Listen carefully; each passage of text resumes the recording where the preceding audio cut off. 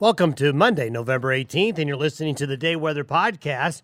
Well, over the last few podcasts, we had talked about changes were coming during the second half of November into early December, that we're going to start to see things get more busy. And as we take a look at all of the new weather data coming on this Monday, that is still on schedule.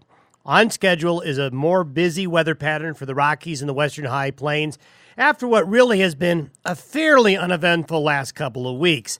What we're seeing is a more active pattern out in the Pacific Ocean. We're starting to see some stronger storm systems form in the north-central Pacific and wanting to come into some portions of the West Coast, so that's good news for Southern California. They'll get some rain this week. But at the same time, we're also going to see a surge of Canadian air push south into the High Plains and Rockies as we head into Wednesday and Thursday. And we're going to see a merger of low pressure coming in from Southern California and a cold front coming down the east slopes of the Rockies. When these two systems come together like this is a very efficient and easy way to make it snow in the Rockies and High Plains. We call it overrunning. Cold air comes in from the north close to the ground. Over on top of that cold air, warm, moist air getting pushed ahead of that California low goes over on top of that colder air, and snow likes to form in thick clouds.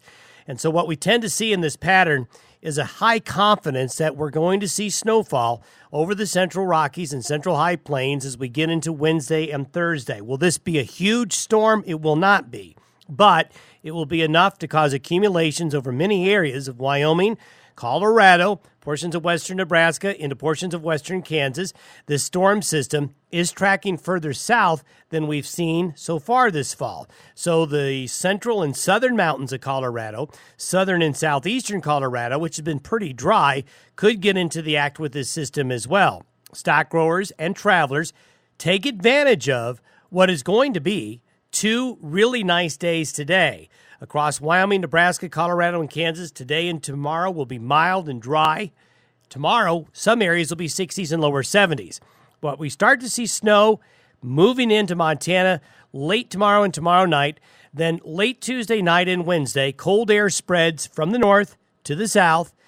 That will bring developing upslope clouds and areas of light snow, fog, freezing drizzle. East of the divide will be a concern.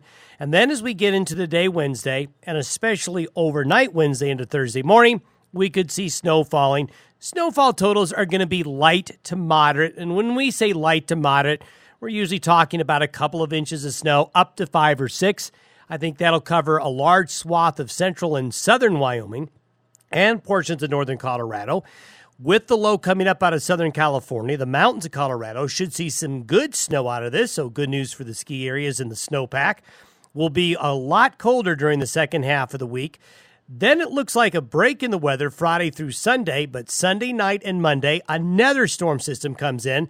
So for the beginning of the Thanksgiving holiday travel period, we could have another snow event. We could then have another snow event after that, either around or just after Thanksgiving Day into Thanksgiving weekend. And then looking ahead into early December, we see the pattern staying active. There's a lot on the table, folks. A busier, more active Pacific Ocean.